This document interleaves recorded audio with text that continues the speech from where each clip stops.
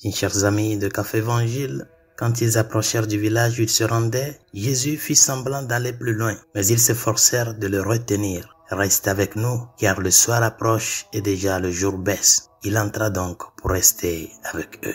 Chers amis, ces paroles de l'évangéliste Luc que nous écoutons dans le récit de l'apparition du ressuscité aux disciples d'Emmaüs viennent nous réveiller encore sur la conscience de la nécessité, du besoin si fort que nous avons d'être en présence de Dieu.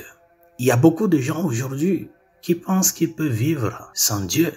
Et d'ailleurs, qui ignorent que leur vie dépend de Dieu. Bien sûr qu'ils sont loin de Dieu, qui ne pratiquent plus la foi, qui n'ont plus une pratique de la vie religieuse d'une façon sérieuse et constante. Mes chers amis, si Dieu n'est pas dans notre vie, qui nous ferait recouvrir le sens de notre vie? Sans toi, Seigneur, notre vie tombe en ruine.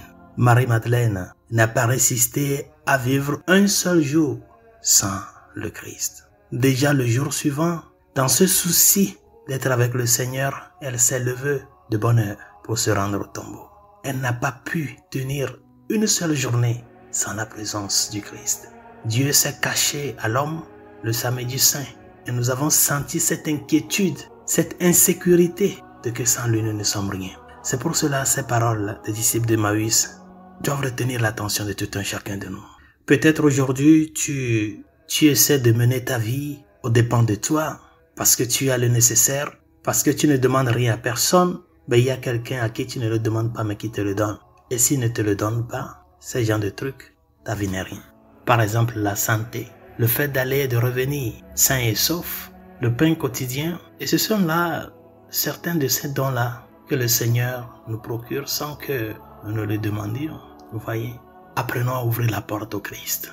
N'espérons pas qu'il nous force. Mais comme il a dit dans le livre de l'Apocalypse, je suis à la porte et je frappe. Celui qui entend ma voix et m'ouvre, j'entrerai et je demeurerai avec lui. Et c'est ce que les disciples d'Emmaüs, dans cette inquiétude, dans ces soucis-là, dans ce moment de désespoir d'avoir perdu celui qui est l'espérance de leur vie, avec le Christ qui s'est fait compagnon de route, ils ont saisi l'occasion.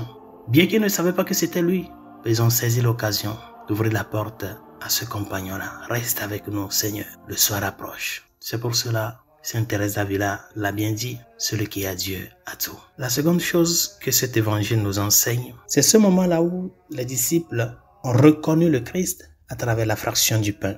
Quand il fut à table avec eux, ayant pris le pain, il prononça la bénédiction et l'ayant rompu, il le leur donna. Alors leurs yeux s'ouvrirent et ils le reconnurent, mais il disparut à leur regard. Chers amis, depuis que Dieu s'est fait présent au milieu de nous, dans l'Eucharistie, toute rencontre avec le Seigneur est une rencontre eucharistique.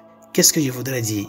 La vie chrétienne est devenue une vie qui a une portée eucharistique. Tout le sens que revêt notre vie comme chrétien est marqué par la portée eucharistique. Qu'est-ce que cela signifie? Par exemple, dans la prière, que notre rencontre avec le Seigneur, qui se rompt et se donne à nous totalement, doit nous amener à savoir nous rompre et nous donner.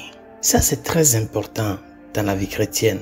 Ne l'oubliez pas, chers amis. Toute notre vie comme chrétien a une portée eucharistique. Parce que ce qui nous fait et nous refait, c'est ce Dieu qui se donne à nous constamment à travers le sacrifice eucharistique qui n'est autre que l'actualisation du sacrifice de Golgotha. Et si nous prenons par exemple le contexte de la vie du mariage, c'est la même chose qui se vit. Quand il n'y a pas cette perspective de faire du mariage ou de concevoir le lien matrimonial du point de vue de la portée eucharistique, ce serait difficile, cette réalité du don de soi.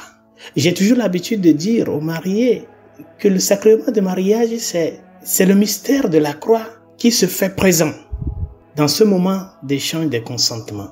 L'époux qui dit à l'épouse, à partir du moment, j'appartiens totalement à toi. Et vice-versa. Qu'est-ce que cela voudrait dire? Que le même sacrifice que le Christ a fait sur la croix, en se donnant totalement à nous, c'est cela qui doit se faire vivre dans notre contexte quotidien. C'est l'époux qui dit par exemple à l'épouse, je suis prêt à faire de ma vie un sacrifice de partage pour ton bien. Et l'épouse de la même manière. La même chose se passe avec les enfants.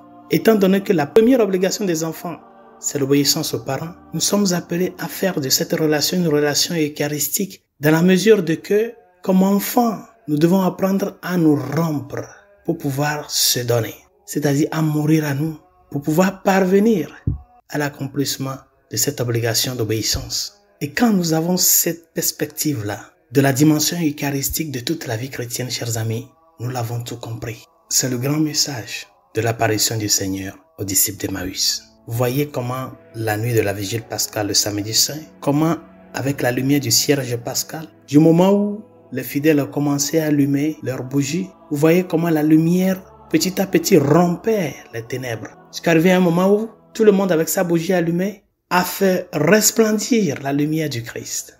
C'est comme ça, chers amis, toute vie chrétienne est appelée à être une vie eucharistique. Toute rencontre avec le Christ est désormais une rencontre eucharistique. Parce que c'est dans cette réalité de la conscience de que sans le don de soi, nous ne pouvons pas parvenir au salut. C'est cette conscience-là qui doit nous amener à faire de notre vie une Eucharistie. Apprendre à nous rompre pour pouvoir parvenir loin et loin à ceux qui nous entourent. Nous avons reçu la lumière du Christ. Nous sommes les témoins du ressuscité. Alors, à nous tous maintenant, il nous incombe le devoir de ne pas nous enfermer comme chrétiens dans un contexte individualiste, mais plutôt nous ouvrir à ce que chaque rencontre avec le Christ soit une occasion d'apprendre de lui à nous faire Eucharistie, pour que le témoignage auquel nous sommes appelés, nous puissions vraiment rendre ce témoignage avec un cœur disposé, un cœur reconnaissant et dans un esprit engagé. Bonne journée, Dieu vous bénisse.